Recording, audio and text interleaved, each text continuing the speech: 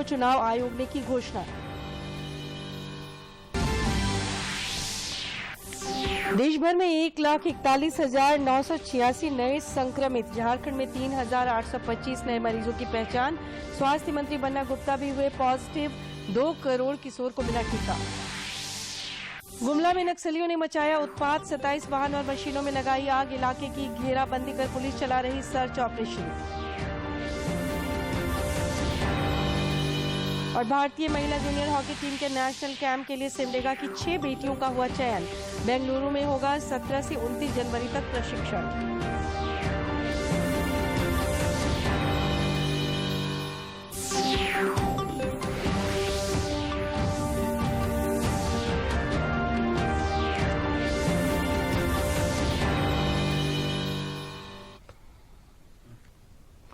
नमस्कार, खबरें झारखंड में आपका स्वागत है। मैं हूं सरोज झा। समाचारों में आगे बढ़ने से पहले ये संदेश। देश के कई हिस्सों में कोविड का संक्रमण तेजी से बढ़ रहा है। दूरदर्शन समाचार दर्शकों से सतर्क रहने और 15 से 18 वर्ष के बच्चों सहित अन्य लोगों को टीका लगवाने में मदद करने की अपील करता है। कोरोना वायरस का नया स्वरूप ओमिक्रॉन चिंता का कारण है। कृपया 3 सरल उपायों का पालन अवश्य करें। मास्क लगाएं, 2 गज की सुरक्षित दूरी बनाए रखें, हाथ और चेहरा साफ रखें। कोविड से संबंधित किसी भी जानकारी और मार्गदर्शन के लिए राष्ट्रीय हेल्पलाइन नंबर 011-239-784046 और 1075 पर संपर्क करें। इसके अलावा राज्य हेल्पलाइन नंबर 104 पर भी संपर्क कर सकते हैं। और अब समाचार विस्तार से। निर्वाचन आयोग ने आज गोवा, पंजाब, मणिपुर, उत्तराखंड और उत्तर प्रदेश के विधानसभा चुनावों की घोषणा कर दी।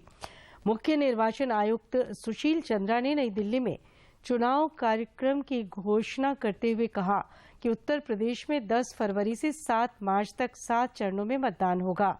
पंजाब, उत्तराखंड और गोवा में एक चरण में 14 फरवरी को चुनाव कराया जाएगा। मणिपुर में 27 फरवरी और 3 मार्च को 2 चरणों में मतदान होगा। मतगणना 10 मार्च को होगी। 5 राज्यों की विधानसभाओं की कुल 690 विधानसभा सीटों पर मतदान कराया जाएगा। गोवा विधानसभा का कार्यकाल इस वर्ष 15 मार्च, मणिपुर विधानसभा का 19 मार्च, उत्तराखंड और पंजाब विधानसभा का 23 मार्च तथा उत्तर प्रदेश का 14 मई को समाप्त होगा। Quite restrictive and quite strong basically that way, so that we can see that no physical rally will be done up to 15th of January. देश भर में कोरोना संक्रमण के मामलों में तेजी से बढ़ोतरी हो रही है।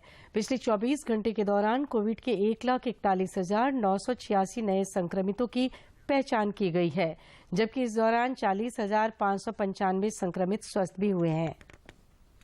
मामले आए इस दौरान 40,895 लोग कोरोना से स्वस्थ भी हुए।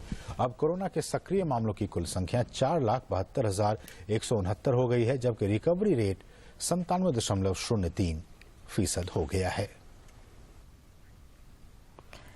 इधर झारखंड में पिछले 24 घंटे के दौरान एक बार फिर से रिकॉर्ड 3,825 नए कोविड संक्रमितों की पहचान की गई है। इसके साथ ही राज्य में एक्टिव मरीजों की संख्या बढ़कर 17,206 हो गई है। स्वास्थ्य विभाग के अनुसार रांची में इस दौरान सबसे अधिक 1,543 नए संक्रमितों की पहचान की गई है।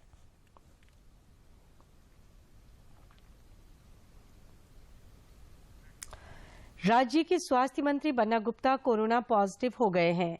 बन्ना गुप्ता ने आज ट्वीट कर खुद ये जानकारी दी कि कुछ दिनों से तबीयत ठीक नहीं था। टेस्ट कराने पर रिपोर्ट कोरोना पॉजिटिव आई है। उन्होंने लोगों से अपील की है कि जो भी पिछले दिनों उनके संपर्क में आए हैं वे कोरोना जांच जरूर करवा लें। उन्होंने खुद को घर में आइसोलेट कर लिया है। राज्य में लगातार बढ़ते कोरोना संक्रमितों के मामलों को देखते हुए जमशेदपुर जिला प्रशासन गंभीर है। जिला प्रशासन हर जरूरी एहतियात बरत रही है। भीड़ भाड़ वाले इलाकों में जागरूकता अभियान के साथ लोगों को वैश्विक महामारी से बचाने में जुटी है।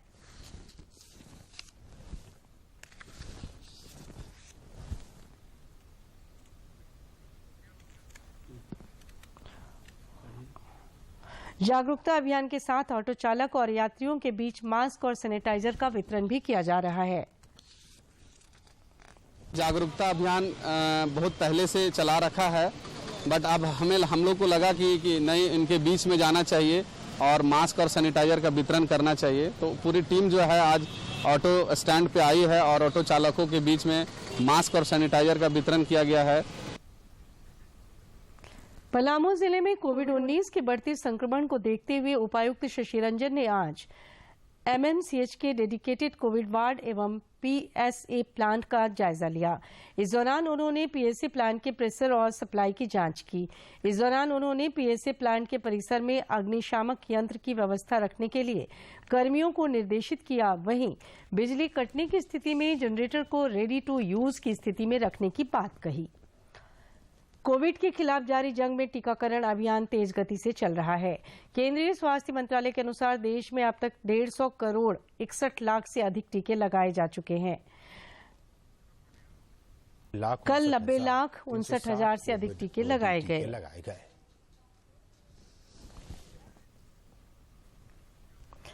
देश में 15 से 18 वर्ष तक के किशोरों के लिए कोविड रोधी टीकाकरण का काम जोर शोर से चल रहा है। किशोरों में टीकाकरण को लेकर उत्साह देखा जा रहा है। देश में अब तक 2 करोड़ से अधिक किशोरों ने कोविड रोधी वैक्सीन ले लिया है। जमशेदपुर के टाटा मुख्य अस्पताल में एक रोगी की जान बचाने के लिए सिंगल डोनर प्लेटलेट्स का डोनेशन गुरुपदोपाल ने किया। गुरुपदोपाल आनंद मार्ग यूनिवर्सल रिलीफ फंड ग्लोबल के रेगुलर डोनर हैं। दूसरी तरफ आनंद मार्ग यूनिवर्सल रिलीफ टीम ग्लोबल की ओर से ठंड को देखते हुए 50 जरूरतमंदों के बीच लगभग 50 कंबल वितरित किया गया। जमशेदपुर ब्लड बैंक के सहयोग से आज जमशेदपुर ब्लड बैंक में सिंगल डोनर प्लेटलेट्स का डोनेशन जरूरतमंद के लिए, जान बचाने के लिए आज किया गया। भाजपा विधायक दल के नेता और पूर्व मुख्यमंत्री बाबूलाल मरांडी ने आरोप लगाया है कि मौजूदा राज्य सरकार अपराधियों को संरक्षण दे रही है। रांची स्थित भाजपा के प्रदेश मुख्यालय में पत्रकारों से बातचीत में भाजपा विधायक दल के नेता बाबूलाल मरांडी ने कहा कि राज्य सरकार के लिए कानून व्यवस्था केवल दिखावा है। या तो हेमंत सोरेन अपराधियों से डर रहे हैं या अपराधियों से घिरे हुए हैं, तभी इस प्रकार की अपराध करने की लोग दुस्साहस करते हैं। बाबूलाल मरांडी ने कहा कि इस घटना से मानवता एक बार फिर शर्मसार हुई है। उन्होंने कहा कि घटना के दौरान पुलिस मूक दर्शक बनी रही और अपराधियों को बचाने के लिए मृतक की पत्नी से सादे कागज पर हस्ताक्षर भी लिए। सारे लोगों ने मिलकर के पीटा, पुलिस मुख दर्शक बनी रही, देखती रही और फिर वही लकड़ी को जब मारा हुआ लकड़ी को इकट्ठा कर उसको जला दिया। श्री मरांडी ने वारदात की उच्च स्तरीय जांच कराने, दोषियों पर कार्रवाई और पीड़ित परिवार को मुआवजे के भुगतान की मांग राज्य सरकार से की है। उन लोगों पर कार्रवाई होनी चाहिए, उन लोगों को बर्खास्त कर देनी चाहिए थी, लेकिन सरकार ने कुछ नहीं किया।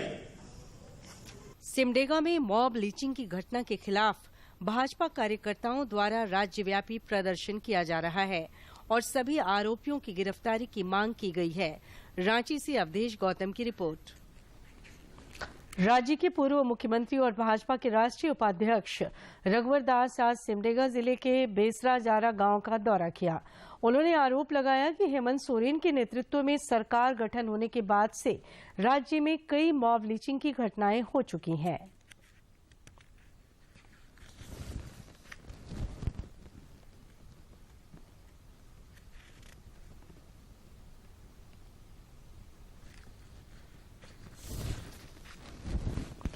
लखनऊ में आयोजित डीडी कॉन्क्लेव का आज दूसरा दिन है। दूसरे दिन इस कार्यक्रम में कई गणमान्य लोग शामिल हो रहे हैं और विभिन्न समसामयिक मुद्दों पर चर्चा कर रहे हैं। इस मौके पर उत्तर प्रदेश के मुख्यमंत्री योगी आदित्यनाथ ने कहा है कि राज्य में कोविड की तीसरी लहर आ गई है, इसलिए सभी को कोविड का टीका लगाना चाहिए। थर्ड वेव में घबराने की आवश्यकता नहीं, भागने की आवश्यकता नहीं, बल्कि सतर्कता और सावधानी से इसका सामना करने की आवश्यकता है। जिन लोगों ने वैक्सीन नहीं ली है वे अपना वैक्सीन का डोज जरूर ले लें, क्योंकि यह फ्री है, सबके लिए है। 15 वर्ष से ऊपर का हर एक व्यक्ति कोरोना वैक्सीन का डोज ले सकता है। और जो सतर्कता और सावधानी इसके लिए की गई है, जो गाइडलाइन बनाई गई है, उस गाइडलाइन का पालन करते हैं तो कोरोना किसी का कुछ नहीं बिगाड़ पाएगा। राज्य सरकार के मंत्री और स्थानीय विधायक चंपई सोरेन ने आज सरायकेला को नगर विकास विभाग की ओर से करीब 2 करोड़ की लागत से पूरी होने वाली 15 योजनाओं की सौगात दी। इस मौके पर आयोजित समारोह को संबोधित करते हुए चंपई सोरेन ने कहा कि आपके अधिकार आपकी सरकार आपके द्वार कार्यक्रम के माध्यम से जिले में 1,14,000 आवेदन आए, जिसमें से 1 लाख मामलों का निष्पादन कर दिया गया। हम लोग बजट सेशन चल रहे, उसी बीच में पूरा नहीं करके बीच में ही स्थगित करना पड़ा। अब पूरा देश संपूर्ण लॉकडाउन हो गया, जो जहां पर रह गया वहीं पर रुक गया। राज्य योजना अंतर्गत चालू वित्तीय वर्ष 2021-22 के लिए कृषि क्षेत्र में फसल उत्पादन एवं उत्पादकता को बढ़ाने एवं उन्नत कृषि प्रौद्योगिकी को प्रदर्शित करने के लिए राजकीय कृषि प्रक्षेत्रों में समेकित बिरसा विकास योजना अंतर्गत कृषक पाठशाला एवं बिरसा ग्राम विकसित करने की योजना पर राज्य सरकार ने कार्य शुरू कर दिया है। इसके तहत करीब 7.5 एकड़ क्षेत्र में फलदार पौधों का रोपण किया जाएगा, जबकि 50 बकरी, 25 सुअर, 500 बॉयलर चिक्स, 400 लेयर चिक्स, 500 बत्तख और 10 गायों का पालन किया जाएगा, जिसके लिए शेड, फ्लोर, यूरिन टैंक एवं फॉडर का निर्माण किया जाएगा। गुमला जिले के बिशुनपुर प्रखंड के गुरदारी थाना अंतर्गत कुजाम गांव स्थित NKCPL के बॉक्साइट माइंस में प्रतिबंधित नक्सली संगठन भाकपा माओवादियों के हथियारबंद दस्ते ने 27 वाहनों को आग के हवाले कर दिया। घटना के संबंध में मैनेजर उत्तम गांगुली ने बताया कि इस आगजनी की घटना में कंपनी को 10 से 11 करोड़ का नुकसान होने का अनुमान है। कि यहाँ पूरा आग जल रहा है, उसके बाद कुछ आदमी फिर जो है फोन किया कि जो है मारपीट किया और सारे मशीन गाड़ी सब जला के कैंप में जितना भी था सब जला के चले गए। गिरिडीह जिले में आज 2 अलग अलग सड़क दुर्घटनाओं में 3 व्यक्तियों की मौत हो गई। पहली घटना बगोदर थाना क्षेत्र के अटका में GT रोड पर घटी। एक कार की चपेट में आने से एक राहगीर की मौत हो गई है। इधर सरिया में विलुप्त होती बिरहोर प्रजाति के 2 युवकों की कूप में गिरने से मौत हुई है। एक अन्य घटना निमियाघाट थाना क्षेत्र के रंगामाटी में राष्ट्रीय राजमार्ग GT रोड पर घटी, जहां एक छड़ लदे ट्रक से दूसरे कोयला लदे ट्रक की भीषण टक्कर हो गई, जिसमें 2 लोगों की मौत हो गई। मृतकों की पहचान ट्रक चालक तारकेश्वर सिंह और मनोज गोप के रूप में हुई है। रेलिंग में फंस गया है और घटनास्थल पे ही ड्राइवर और खलासी की मृत्यु हो गई है। उसको निकालने का काम अभी जारी है। चतरा जिले की पुलिस ने मोटरसाइकिल चोर गिरोह के 7 सदस्यों को गिरफ्तार करने में सफलता हासिल की है। SDPO अविनाश कुमार ने बताया कि गिरफ्तार अपराधियों के पास से चोरी की 3 मोटरसाइकिल भी बरामद की गई है।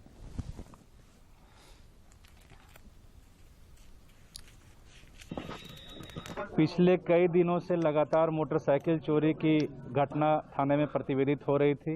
इस घटना होने के दौरान हम लोगों ने कई सतर्कता अभियान भी चलाया और हम लोगों ने वाहन जांच अभियान भी चलाया। इसके नेतृत्व में हम लोगों ने सदर थाना प्रभारी लव कुमार के नेतृत्व में एक टीम बनाया और टीम ने सर्वप्रथम हमारे यहाँ एक कांड सदर थाना में हुआ था 7/21। उसमें चोरी के मोटरसाइकिल को श्रवण प्रजापति जो बरेली के रहने वाले हैं उनके यहाँ से बरामद हुआ है। फिर उनके निशानदेही पे बरेली के ही अन्य युवकों के घर से कुल मिलाकर के 3 मोटरसाइकिल हम लोगों ने बरामद किया, जिसमें से 2 मोटरसाइकिल पूर्व के कांड में। समाचारों का सिलसिला जारी रहेगा, लेकिन इस विराम के बाद।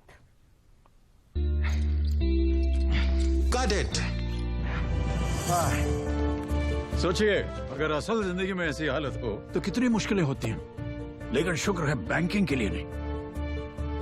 अगर आपकी उम्र 70 साल से अधिक हो या आप दिव्यांग हो तो बैंक आपको कुछ जरूरी बैंकिंग सुविधाएं घर बैठे बैठे दे सकता है। RBI कहता है जानकार बनिए, सतर्क रहिए।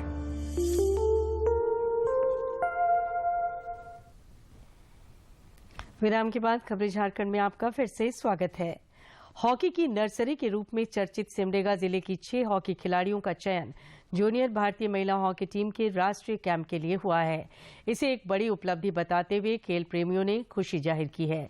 जिले के सुदूरवर्ती गांवों की इन चयनित खिलाड़ियों में दीपिका सोरेंग, प्रमोदिनी लकड़ा, ब्यूटी डुंगडुंग, काजल बाड़ा, रजनी किरकिट्टा और ओलंपिक खिलाड़ी सलीमा टेटे की बहन महिमा टेटे शामिल हैं। जूनियर भारतीय महिला हॉकी के राष्ट्रीय कैंप के लिए चयन होने पर सभी खिलाड़ी बहुत खुश हैं। उन्होंने कहा कि वे राष्ट्रीय कैंप में बेहतर से बेहतर प्रदर्शन कर अपनी जगह बनाएंगी और भविष्य में देश का मान बढ़ाएंगी। मेरे लिए यह बहुत बड़ी सौभाग्य की बात है कि मेरा सिलेक्शन जूनियर इंडिया कैंप के लिए हुआ है। बहुत कोशिश रहेगा और जारी है कि आगे टीम में खेलने की कोशिश करूंगी। नेशनल कैंप में एक सिमडेगा की 6 खिलाड़ियों का चयन होने पर हॉकी सिमडेगा के अध्यक्ष मनोज कोनबेगी ने उम्मीद जाहिर की है कि ये सभी खिलाड़ी अपनी प्रतिभा को और निखार कर जिले तथा राज्य का नाम रोशन करेंगी। 11 पूरा सिमडेगा से होता, जो हम लोगों ने आज से पहले सपना देखा था और जो प्लानिंग किया करते थे, जो काम किया करते थे हॉकी सिमडेगा के माध्यम से, प्रशासन के सहयोग से उसका परिणाम भी दिख रहा है।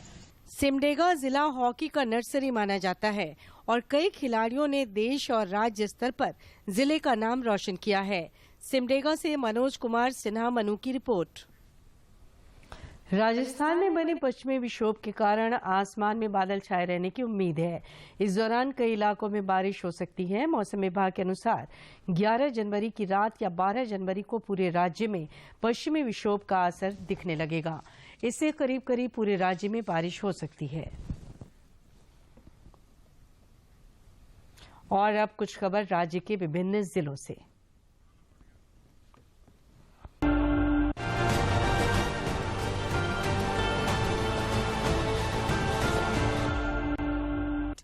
रांची जिले के रातू थाना क्षेत्र के हुरहुरी बाड़ी टोला में आपसी विवाद में एक युवक की हत्या उसके पिता ने ही कर दी।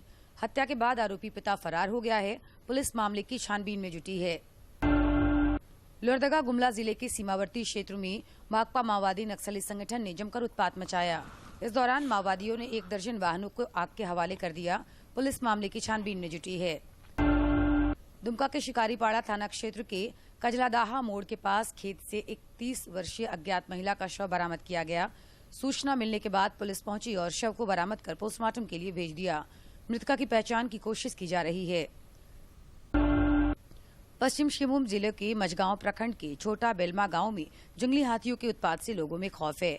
हाथियों के झुंड से अलग होकर एक जंगली हाथी 2 घरों को क्षतिग्रस्त कर दिया और धान तथा चावल खा लिए। बोकारो के उपायुक्त कुलदीप चौधरी ने सिविल सर्जन कार्यालय में संचालित जिला स्तरीय कोविड नियंत्रण कक्ष का औचक निरीक्षण किया। इस दौरान उन्होंने नियंत्रण कक्ष में प्रतिनियुक्ति सभी चिकित्सक एवं कर्मियों को ईमानदारी से अपने दायित्वों का निर्वहन करने का निर्देश दिया। कोविड-19 के नए वेरिएंट ओमिक्रॉन का संक्रमण लगातार बढ़ रहा है। बोकारो जिले में भी प्रतिदिन कोविड संक्रमित मरीजों की संख्या में बढ़ोतरी हो रही है। इससे निपटने के लिए उपायुक्त नियमित मॉनिटरिंग कर रहे हैं। गढ़वा जिले में लगातार कोरोना संक्रमित मरीजों की संख्या बढ़ती जा रही है। इसे देखते हुए उपायुक्त राजेश कुमार पाठक के निर्देश पर स्वास्थ्य विभाग सतर्क हो गया है। जिले में पीएम फंड से लगा 500 एलपीएम और 100 एलपीएम वाले ऑक्सीजन प्लांट तैयार हैं। आज अमर शहीद शेख भिखारी और टिकैत उमराव सिंह का शहादत दिवस है। मुख्यमंत्री हेमंत सोरेन ने झारखंडी अस्मिता की रक्षा के लिए अंग्रेज शोषकों से लोहा लेने वाले इन दोनों वीर शहीदों को नमन किया है।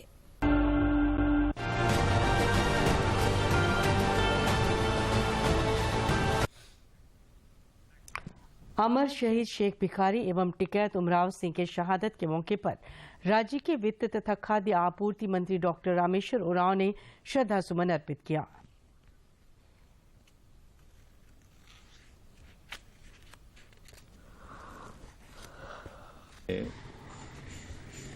इन्हें याद करना चाहिए और हम याद करते हैं।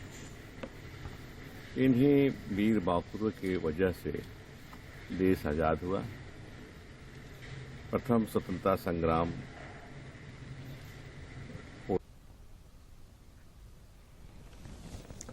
आजादी के वीर शहीद शेख भिखारी की शहादत दिवस के मौके पर आज राष्ट्रीय युवा शक्ति की ओर से ओरमांझी के नजदीक चुट्टूपालो स्थित शहीदों के समाधि स्थल पर एक दिन का उपवास रखा गया और दीप प्रज्वलित कर उन्हें श्रद्धांजलि दी गई।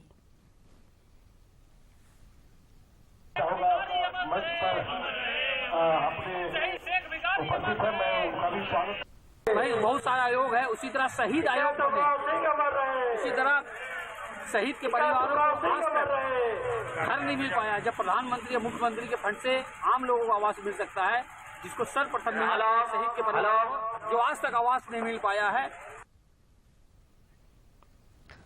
शौक कब जुनून बन जाए कहा नहीं जा सकता। इसी को चरितार्थ कर दिखाया है जमशेदपुर के मानगो की रहने वाली रेणुका गुप्ता ने। उन्होंने पिछले 34 वर्षों से घर की छत और टेरिस पर गार्डनिंग किया। इनके बगीचे में रंग बिरंगे सजावटी फूलों से लेकर तमाम फल और सब्जियों के सैकड़ों पौधे हैं।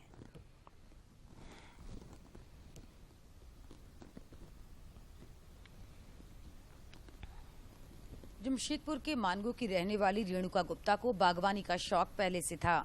जब शादी कर जमशेदपुर आई 1987 से अपनी छत पर 5 प्रकार के पौधों से शुरुआत की। अभी छत पर मौसमी फूल, औषधीय पौधे, फल, सब्जी के करीब 500 पौधे हैं। वह कई पुष्प प्रदर्शनी में हिस्सा ले चुकी हैं और 7-8 पुरस्कार भी जीत चुकी हैं। हर चीज़ जिसमें हमारे गार्डन में सीजनल फ्लावर, उसके बाद मेडिसिन के फ्लावर्स है, कुछ फ्रूट्स के फ्लावर्स है, वेजिटेबल है, और ये सब ऑर्गेनिक खाद ही इसमें यूज करती हूँ। ये बाहर का कोई भी चीज यूज नहीं करती हूँ। रेणुका गुप्ता बताती हैं कि पिछले 10 सालों से बुलबुल, सनबर्ड, टेलर बर्ड और गोरैया घोंसले बना रहे हैं। उनकी वजह से पूरा घर इनकी चहचहाट से गूंजेमान रहता है। इनके सपनों का आशियाना अब इन पक्षियों का भी घरौंदा बन गया है। गार्डनिंग करना, अपने आप को इसमें व्यस्त भी रखती हूँ और खुद ही अपने करती हूँ सब कुछ, जितना भी समय मिल पाता है हर चीज। रेणुका गुप्ता की बहू बताती हैं कि बरगद जैसे विशाल वृक्ष को भी उन्होंने एक गमले में समेट दिया है। बोनसाई, विभिन्न प्रकार की कैक्टस, हैंगिंग पौधे इतनी खूबसूरत ढंग से यहाँ पर हैं कि कोई पार्क जाने की जरूरत नहीं है, बल्कि कई लोग यहाँ बगीचा देखने आते हैं। बहुत सारे पक्षी आते हैं। अभी ठंड के समय में बुलबुल बहुत सारे घोंसले बनाती है घर पर आके, हैंगिंग वगैरह में। फिर जो हमारे जो इंडोर प्लांट्स है उसमें भी आके बनाती है वो लोग, और काफी अच्छा लगता है। रेणुका गुप्ता की पोती मायका गुप्ता उर्फ माही कहती हैं कि बगीचे में बहुत सारे पक्षियों का निवास है और उनके चहचहाने से सभी को अच्छा लगता है। सब्जी वगैरह भी लगाई है गमले में ही। मम्मी ने बैगन, टमाटर, पत्ता गोभी और भी बहुत सब्जियां उगाई हैं। टमाटर भी लगे हुए हैं, बैगन भी लगे हुए हैं, हम उसे तोड़ के खाते भी हैं। कहा भी जाता है कि जहाँ चाह है वहाँ राह है। जो प्रकृति से प्रेम करते हैं, जिन्हें पर्यावरण से लगाव है, वो आम लोगों से भी बड़े प्यार से मिलते हैं। अगर पुष्प प्रेमी या प्रकृति प्रेमी चाहेंगे तो अपने छत के छोटे से बगीचे में भी काफी कुछ कर दिखा सकते हैं, जिसका प्रत्यक्ष उदाहरण रेणुका गुप्ता हैं। जमशेदपुर से राजेश कुमार लालदास की रिपोर्ट। झारखंड प्रजापति महासंघ ने राज्य के वित्त मंत्री रामेश्वर उरांव के उस बयान को दुर्भाग्यपूर्ण बताते हुए उसकी निंदा की है, जिसमें उन्होंने कहा है कि माटी कला बोर्ड के पुनर्गठन का कोई औचित्य नहीं है। आज रांची में झारखंड प्रजापति महासंघ की बैठक के बाद बेरमो के पूर्व विधायक योगेश्वर महतो बाटुल ने कहा कि पूर्ववर्ती राज्य सरकार में कुम्हारों की पुश्तैनी कला को जीवित रखने और लोगों को स्वास्थ्य लाभ देने के लिहाज से माटी कला बोर्ड का गठन किया गया था। उन्होंने कहा कोई औचित्य नहीं है। पूर्ववर्ती सरकार ने माटी कला बोर्ड का गठन किया था और माटी से फिर से निर्माण के लिए लोगों को प्रशिक्षण दे करके और रोजगार के साथ साथ लोगों को स्वास्थ्य लाभ देने का ये उद्देश्य था।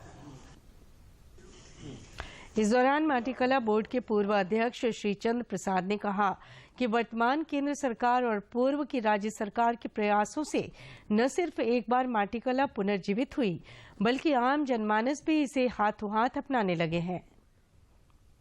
यानी लोग लाइन लगा करके ले रहे हैं चौक चौराहों में, चूंकि इसके पीछे मेडिकल साइंस ने ये प्रूव किया है कि माइक्रो न्यूट्रॉन्स बॉडी में जो हमको चाहिए वो एल्युमिनियम, तांबा, कांसा धातु के बर्तन में वो 95% लॉस कर जाता है। झारखंड में प्रतिभाओं की कोई कमी नहीं है। दूरदर्शन पर खबर चलने के बाद लोहरदगा के उपायुक्त दिलीप टोप्पो ने बैडमिंटन खिलाड़ी संजना की सुध ली और उन्हें सम्मानित किया। झारखंड की बेटियां खेल के क्षेत्र में अपने नाम का डंका बजा रही हैं। चाहे हॉकी हो, फुटबॉल, क्रिकेट या बैडमिंटन, हर जगह वे सुपर हिट हैं। ऐसी एक बैडमिंटन खिलाड़ी हैं लोहरदगा की दिव्यांग संजना कुमारी, जिन्होंने अंतर्राष्ट्रीय स्तर पर देश का नाम रोशन किया है। दिव्यांग कंपटीशन में उन्होंने एक नहीं बल्कि दो सोने के मेडल और एक सिल्वर मेडल हासिल कर लोहरदगा सहित देश का मान बढ़ाया है। संजना का कहना है कि उनके सैनिक पिता ने बड़ी ही मुश्किल से उन्हें इस लायक बनाया है। उन्हें और सपोर्ट चाहिए ताकि वे और भी खेल जगत में बेहतर कर पाएं। डीसी साहब ने मुझे बुलाया और बुला के सम्मानित किया। संजना ने Asian youth para Olympic badminton Bahrain में दिव्यांग होकर भी दिव्यांगता को पीछे छोड़कर एक कीर्तिमान रचा है। यही कारण है कि डीडी झारखंड पर उनकी उपलब्धि की खबर सामने आने के बाद लोहरदगा के डीसी दिलीप टोप्पो ने उन्हें अपने कार्यालय कक्ष में बुलाकर सम्मानित किया और उन्हें हर संभव मदद का आश्वासन भी दिया।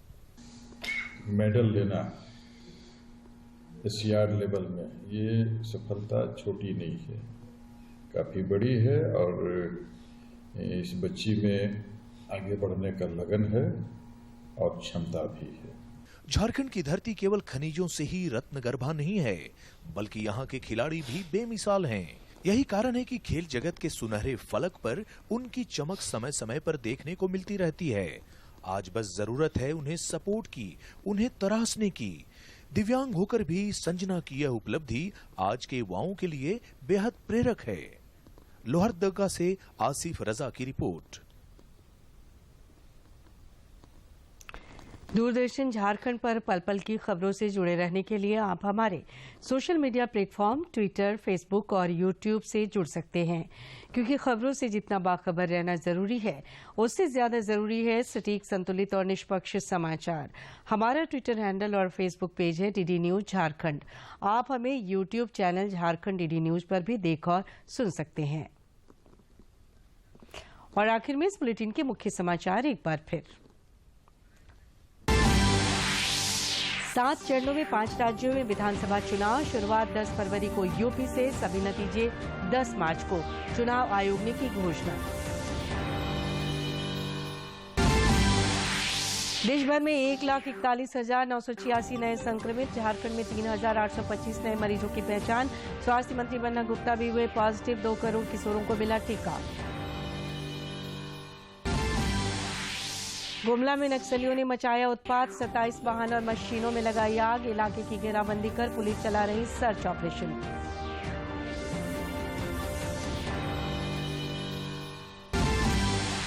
और भारतीय महिला जूनियर हॉकी टीम के नेशनल कैंप के लिए सिमडेगा की 6 बेटियों का हुआ चयन। बेंगलुरु में होगा 17 से 29 जनवरी तक प्रशिक्षण।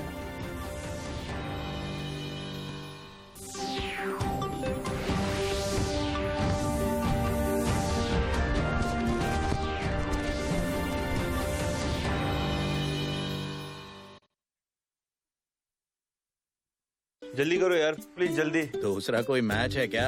ऐसा ही कुछ है यार, बैंक जाना है दादाजी को लेके। हाँ यार, उम्र होने पर कभी कभी मदद तो लगती है, पर बैंकिंग में नहीं। वैसे भी आरबीआई कहता है सीनियर सिटीजन सबसे पहले। अगर आप 70 साल से ऊपर हैं और आप बैंक नहीं जा सकते तो बैंक आएगा आपके पास जरूरी सेवाएं लेकर, वो भी वाजिब दरों पर। सीनियर सबसे पहले। आरबीआई कहता है जानकार बनिए, सतर्क रहिए।